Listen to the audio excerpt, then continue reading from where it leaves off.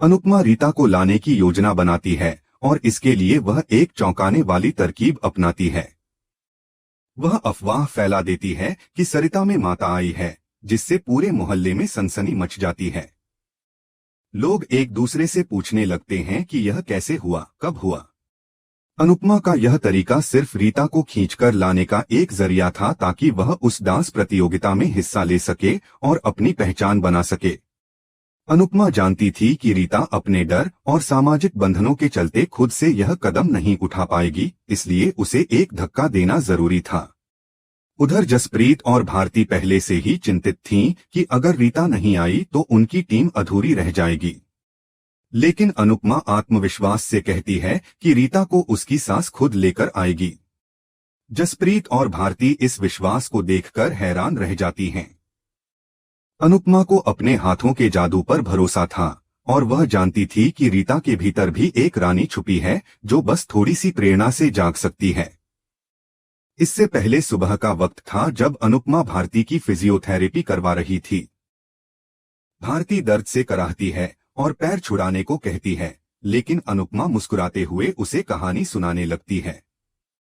वह शाहरुख खान का जिक्र करती है और कहती है कि उन्होंने उसके साथ डांस किया था।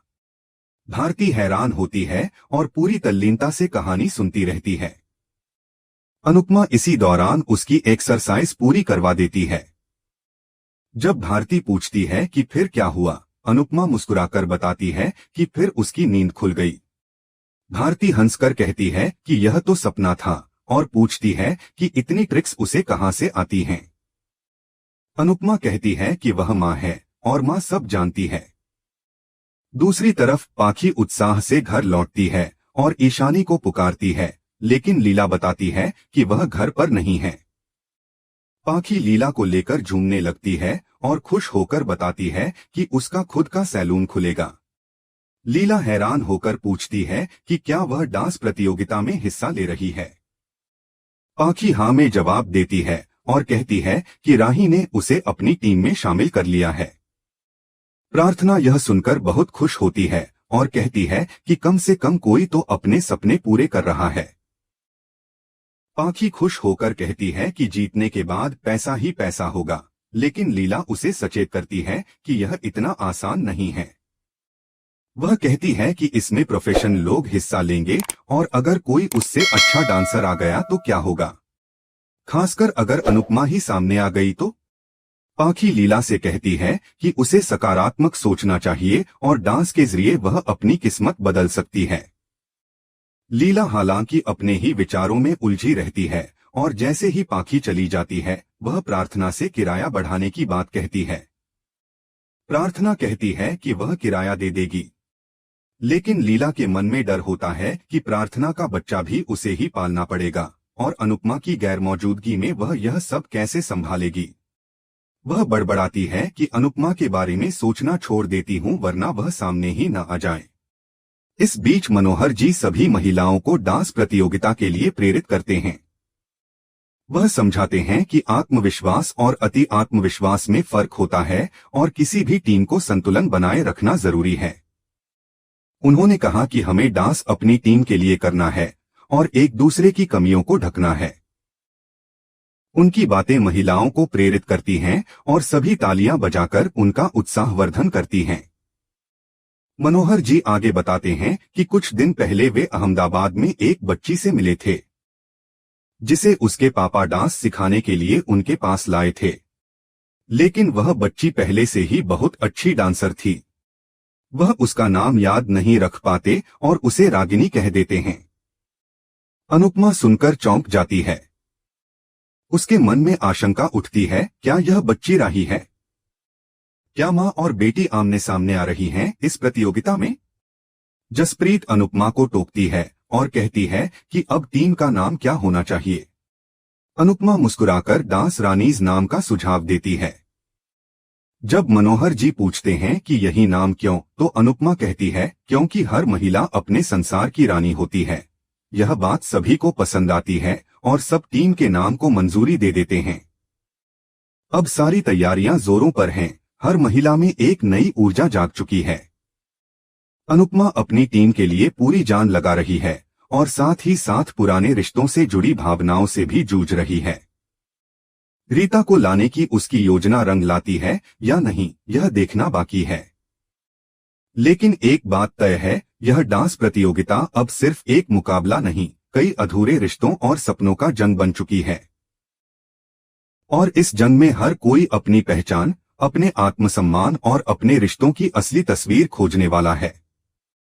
रीता और उसकी सास जैसे ही यह सुनती हैं कि सरिता में माता आई है, वे तुरंत सरिता से मिलने पहुंच जाती हैं। मोहल्ले की इस हलचल और अफवाह का असर इतना गहरा था कि रीता की सास तक को अपने सवालों का जवाब जानने की उत्सुकता खींच लाई थी। दोनों जैसे ही अंदर जाने लगती हैं, तभी जसप्रीत उन्हें रोक लेती है और मुस्कुराते हुए कहती है कि एंट्री के लिए 200 रुपए लगेंगे। रीता की सास बिना बहस किए पैसे देती है और अंदर जाने की इजाजत मिल जाती है।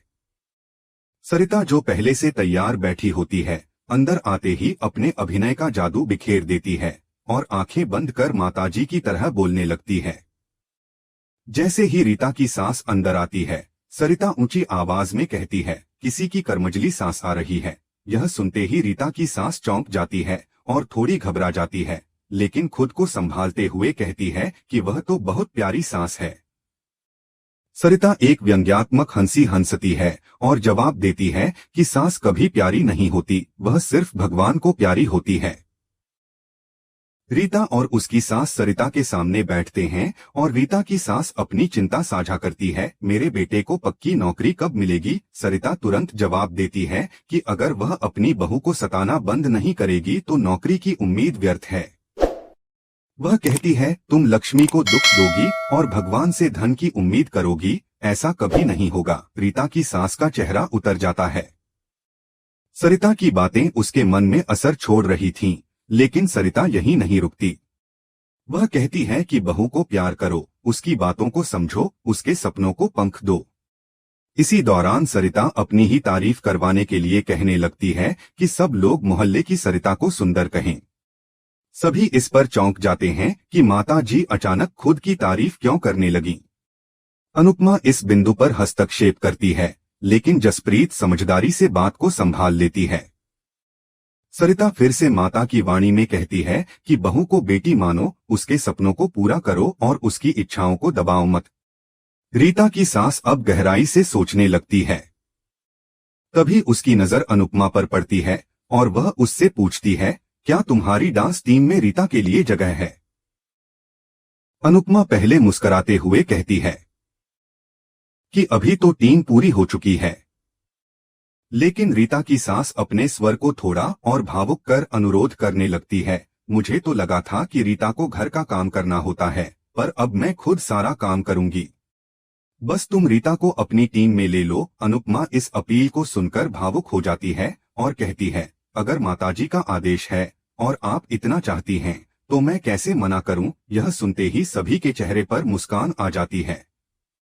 रीता की सास रीता को समझाती है कि वह अनुपमा के साथ मन लगाकर डांस करे। फिर वह अनुपमा को गले लगाकर धन्यवाद देती है और रीता के साथ वहां से चली जाती है। जब सरिता सबको आराम करने का बहाना बनाकर बाहर भेज देती है, तो जसप्रीत खुशी से अनुपमा के गले लगती है। वह कहती है कि अनुपमा का प्लान गजब का था और सरिता की एक्टिंग भी कमाल की रही। लेकिन अनुपमा के चेहरे पर हल्की उदासी थी, जिसे जसप्रीत पहचान जाती है। वह पूछती है, क्या हुआ? अनुपमा गंभीरता से कहती है कि हमें एक सही काम करने के लिए गलत का सहारा लेना पड़ा है और यह बात उसे परेशान कर रही है। हमने अंधविश्वास का सहारा लिया, भले ही मकसद नेक था, लेकिन क्या यह सही है? अनुपमा का स्वर आत्ममंथन से भरा हुआ था। वह कहती है कि आज तो रीता को हम खींच कर ले आए, लेकिन कल कौन लाएगा? हर किसी को अपनी लड़ाई खुद ही लड़नी पड़ेगी।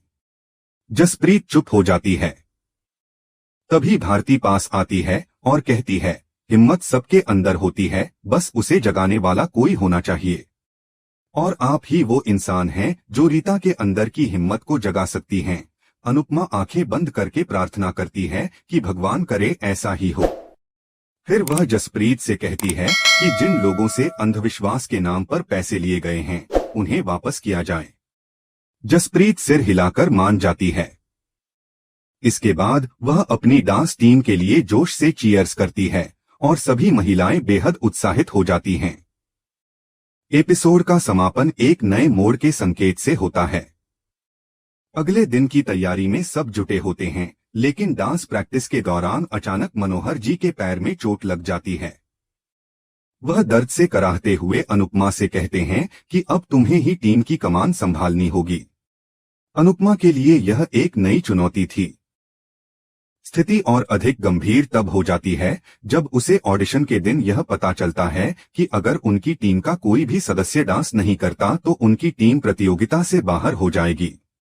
जसप्रीत चिंता जताते हुए अनुपमा से पूछती है, क्या तुम्हें पूरा विश्वास है कि रीता, सरिता और दीपा आखिरी वक्त पर पीछे नहीं हटेंगी? अनुपमा चुप हो जाती है। उसके चेहरे पर चिंता साफ नजर आने लगती है। उसने जिन महिलाओं को तो हिम्मत दी, अब वही हिम्मत उनकी परीक्षा लेने जा रही थी। क्या वे डांस के उस मंच तक पहुंचेंगी या फिर अंधविश्वास और डर उन्हें फिर से पीछे खींच लेगा? अब खेल सिर्फ डांस का नहीं, आत्मविश्वास और बदलाव का बन चुका था। दर्शकों के लिए यह उत्सुकता और बढ़ जाती है कि अगले एपिसोड में कौन जीतता है, डर या हिम्मत, संघर्ष या साहस। बदलाव की इस लड़ाई में अनुपमा कितनी दूर तक जा पाएगी, यही अब इस कहानी का केंद्र बनने वाला है।